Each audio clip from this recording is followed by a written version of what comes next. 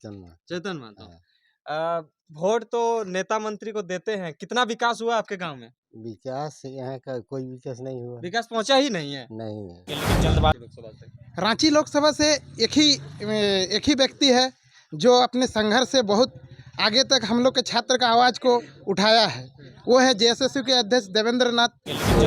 ईंचागढ़ के प्रति बहुत बड़ा योगदान रहा था कि ईंचागढ़ वासियों ने उन्हें बहुत अधिक लाखों वोट देकर उन्हें सदन तक पहुंचाने का काम किया था।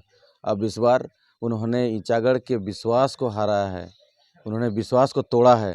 अब इस तोड़ने का काम अगर किया है तो ईंचागढ़ वासी कभी भी उन्हें एक्सेप्ट नहीं करेंगे। और हम तो यही चाहेंगे कि पार्टी नहीं, इस बार माटी की लड़ाई होगी और माटी की लड़ाई के लिए अभी हम रांची लोकसभा के अंदर ईंचागढ़ विधानसभा के कुंद्रीलोंग गांव में है और यहाँ पे लोगों से हमके मिलकर एक तरह से अलग नज़रिया देखने को मिला कि विस्थापित क्षेत्र यानी कि आंशिक विस्थापित कह सकते हैं उन क्षेत्र में जब नेता मंत्री आते हैं तो इनसे बड़े बड़े वादे किए जाते हैं कि हम आपके तमाम चीज़ों को रखेंगे, तमाम दुख तकलीफ़ों को हम रखने का कोशिश करेंगे, लेकिन इन लोग 23-24 सालों से लगातार ठगाई गया है।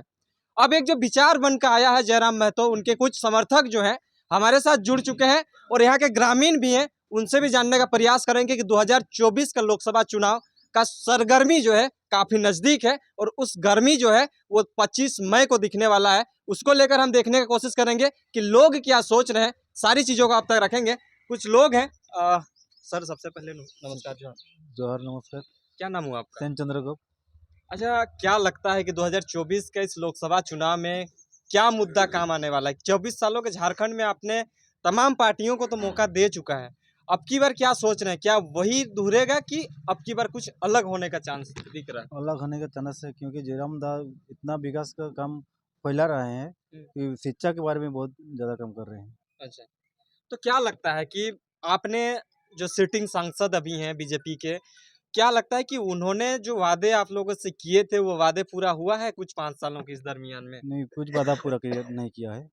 ये जो क्षेत्र पड़ता है कहीं ना कहीं विस्थापित क्षेत्र पड़ता है, उसका दुख तकलीफ को कोई सुनने वाला आया जो भी विधायक सांसद है? नहीं है, प्रलोभन दे के चल जाता है, कुछ काम नहीं हुआ है अभी तक। चुनाव के टाइम तो बड़े बड़े वादे किए जाते हैं। हाँ, बड़े बड़े वादे किए हैं तो कोई काम नहीं किया है। चलिए, बहुत बहुत धन्यवाद। क्या नाम हुआ सर आपका? चाचा चेतन महतो। वोट तो नेता मंत्री को देते हैं, कितना विकास हुआ आपके गांव में? विकास यहाँ का कोई विकास नहीं हुआ। विकास पहुंचा ही नहीं है। नहीं है। अच्छा, इस बार क्या करिएगा? अगर वही विकास 5 साल देखे कि नहीं पहुंचा, तब अब की बार 2024 में जिस तरह से चुनाव आ रहा है, क्या सोच रहे हैं कि जो विकास नहीं करने वाला को ही इस बार साथ दीजिएगा कि जो करेगा लगता है उसको साथ दीजिएगा? जिस लोग करेगा वही को साथ दे। अच्छा, क्या लगता है कि जयराम महतो को जान रहे हैं?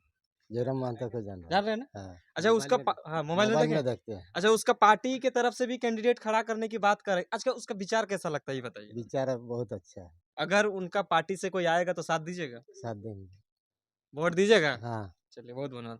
क्या नाम हुआ आपका? जगदीश मुंडा। जगदीश मुंडा जी, क्या लगता है कि 2024 में क्या होगा आपके इस क्षेत्र में? जिस तरह से तमाम पार्टियों को आपने मौका दे चुका है बीजेपी, कांग्रेस, अब एक नया पार्टी का आगाज हो चुका है, झारखंड लोकतांत्रिक क्रांतिकारी मोर्चा यानी कि जेबीकेएस। क्या लगता है कि जेबीकेएस दूसरे पार्टियों से चुनौती दे पाकर इस रांची लोकसभा में अव्वल हो पाएंगे? जरूर जरूर, जेबीकेएस एक अलग तरह का पार्टी है, ये माटी का पार्टी है। ये तमाम हमारे जो मुद्दे हैं उनको लेकर बात करती है, जैसे शिक्षा हुआ, विस्थापन हुआ, पलायन हुआ, नियोजन को लेकर हम लोग का पूर्ण विश्वास है कि इस बार जो जयराम दा की सरकार जो आने वाली है उसमें जरूर हम लोग का मने सभी को मने लाभ मिलेगा। अच्छा, क्या लगता है रांची लोकसभा से ऐसा कौन सा चेहरा आप देखते हैं जो जेबीकेएस की तरफ से खड़ा हो और उसको लोग भी जानते हैं? आपको कौन नजर में आ रहा है? मेरे नज़र में तो देवेंद्र नाथ महतो जी हैं, हमारे जो मैंने छात्र संघ के अध्यक्ष भी हैं। देवेंद्र दा ही मेरे विचार में तो अच्छा परफेक्ट दादा, है। एक चीज बताइए ना, ईचागढ़ कहीं ना कहीं हमेशा ही शोषित पीड़ित रहा है इस विस्थापन की दंश से। अब क्या लगता है कि कोई आशा उम्मीद दिख रहा है कि इस 2024 के दौर में जब चुनाव आएगा, आने के बाद जब नेता मंत्री आएंगे आपके पास कि हम भी आपके दर्द को समझेंगे, हम भी दर्द को समझेंगे, तो जिस तरह से पिछले वोटों में जिस तरह से आप लोग 10 रुपया, 50 रुपया, 100 रुपया में बिके हैं, कहीं ना कहीं इसका पुष्टि तो हम नहीं करेंगे, लेकिन कुछ रहा है उस तरह का मैनिफेस्टो, जिस वजह से आप लोग गए हैं और जाने के बाद उस तरह का कैंडिडेट को चयन किए हैं जो आप तक उस ध्वंस से झेल रहे हैं कि अब तक आपका सॉर्ट आउट नहीं हुआ है। रांची लोकसभा में इस बार विकास होने का चांस दिख रहा है क्या? जरूर जरूर, बिल्कुल होगा विकास। हम लोग ऐसे ही नेता को इस बार चुनेंगे जो इतने साल तक जैसे हम लोग तमाम पार्टियों का हम लोगों ने वोट दिया, इस बार जयराम महतो जी का जो भी कैंडिडेट होगा उन्हीं को हम लोग वोट देंगे। इचागढ़ वासी किस तरह से सहयोग करिएगा? इचागढ़ वासी हम लोग दिन रात मेहनत कर रहे हैं कि यहाँ पर जो भी कैंडिडेट लोकसभा में आएंगे उनको हम लोग जिताने का काम चलिए, बहुत करेंगे। बहुत क्या लगता है कि 2024 में किसको देखना चाहेंगे? बीजेपी, कांग्रेस, जेएमएम या जो भी क्षेत्रीय पार्टी होंगे, आजसू के कोई भी समर्थक होंगे? अभी एक नया पार्टी आया है जेबीकेएस, यानी कि जेएल के यानी झारखंड लोकतांत्रिक क्रांतिकारी मोर्चा।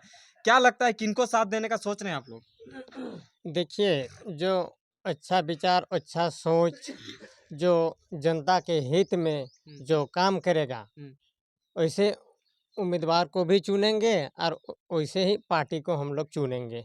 आपके नज़र में कौन आ रहा है?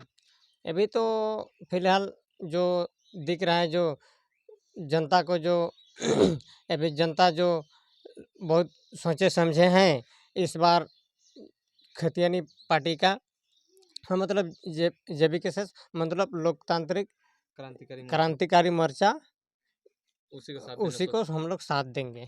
अच्छा गोपेश जी, जानने का प्रयास करेंगे, जिस तरह चुनाव आता है तो कहीं ना कहीं नेता मंत्री दिखेंगे, सब कोई आएंगे, आने के बाद बहुत बहुत सारे वादे करेंगे। इचागढ़ में क्या ऐसा देखने को मिल रहा है? क्योंकि लगातार आप लोगों के बीच जा रहे हैं, छोटे छोटे सभाओं में देख रहे हैं, छोटे छोटे प्रोग्राम करते हुए दिख रहे हैं। क्या लगता है कि रांची लोकसभा में इचागढ़ वासी का भूमिका रहेगा इस बार? जी निश्चय ही। और लास्ट ईयर भी जो हमारे बाहरी सांसद संजय सेठ जी का इस इचागढ़ के प्रति बहुत बड़ा योगदान रहा था कि इचागढ़ वासियों ने उन्हें बहुत अधिक लाखों वोट देकर उन्हें सदन तक पहुंचाने का काम किया था। अब इस बार उन्होंने इचागढ़ के विश्वास को हारा है, उन्होंने विश्वास को तोड़ा है।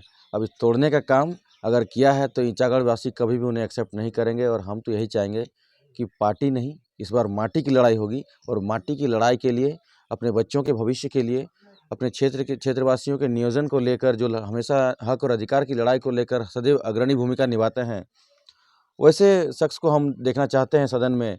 और साथ ही साथ हमारे ये क्षेत्र जो सुदूरवर्ती इलाका देख सकते हैं आप, यहाँ पे पहुँचने के लिए कितने मशक्क़त करने पड़ते हैं। तो कहीं ना कहीं जाते हैं तो हम देखते हैं कि प्रकाश तो पहुँचा है लेकिन विकास पहुँचा ही नहीं है। पता नहीं कब पहुँचेगा विकास। तो किस बात की वो अपने आप को कहते हैं कि हम सदन में जाने से ये करेंगे वो करेंगे। अगर आपके पास नीति नियम कुछ नहीं बना पाते हैं, मूलभूत आवश्यकताओं को पूरा नहीं कर पाते हैं, तो फिर वैसे विधायक सांसदों को सदन में भेजना ये कहीं ना कहीं गलत है। और इचागढ़ वासियों के साथ साथ जो रांची लोकसभा के तमाम विधानसभा के तमाम लोगों को यही सूचना देंगे और यही संदेश रहेगा कि जो भी हो अपने माटी के लिए कीजिए, क्योंकि माटी से ही अपनी पहचान बनी रहेगी।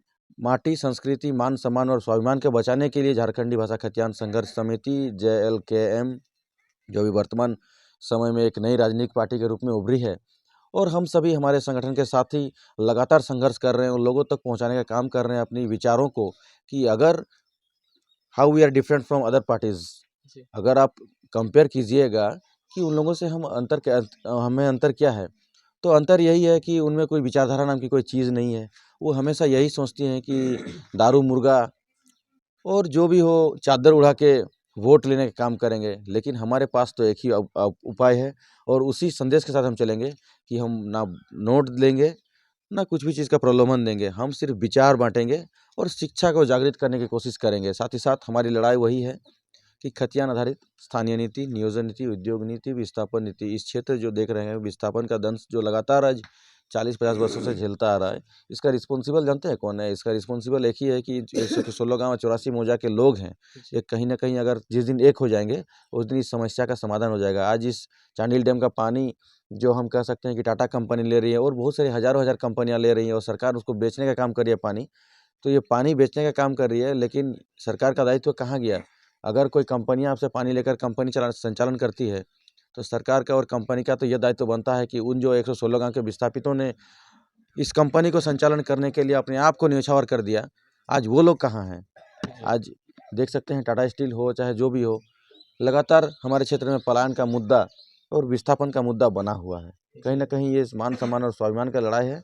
तो हम सभी चाहते हैं कि जितने भी संगठन के साथी हैं और आसपास के ग्रामवासी हैं, जहाँ भी जाते हैं हम लोग जन जागरण के माध्यम से लोगों को जगाने का काम कर रहे हैं कि अभी नहीं तो कभी नहीं। चलिए, बहुत बहुत धन्यवाद। इस बार 2024 के लोकसभा चुनाव में किसे देखना चाहते हैं, बीजेपी, कांग्रेस या जेबी केसेस?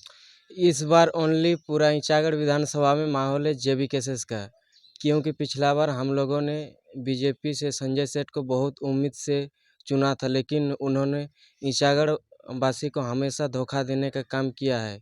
इस बार उन्हें बिल्कुल एक्सपेक्ट नहीं किया जाएगा। चलिए, क्या चाहते हैं झारखंड में? अगर बदलाव चाहते हैं तो लोकसभा चुनाव में बहुत अहम भूमिका होता है।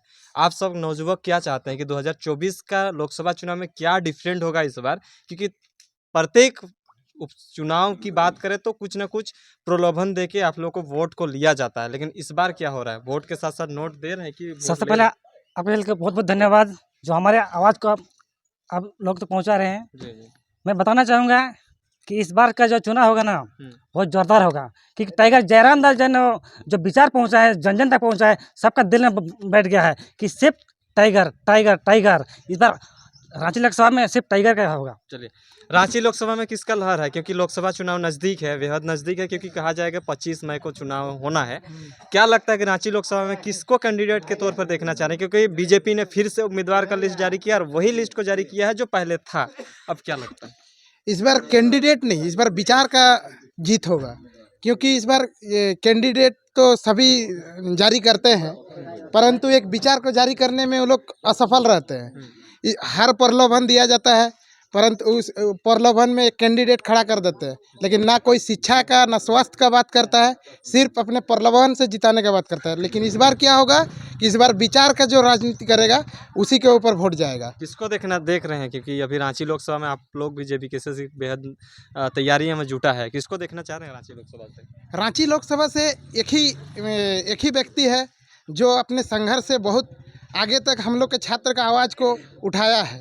वो है जेएसएसयू के अध्यक्ष देवेंद्र नाथ महतो, जो अपने संघर्ष से जेएसएससी के अध्यक्ष तक को इस्तीफा देने के लिए मजबूर कर दिया।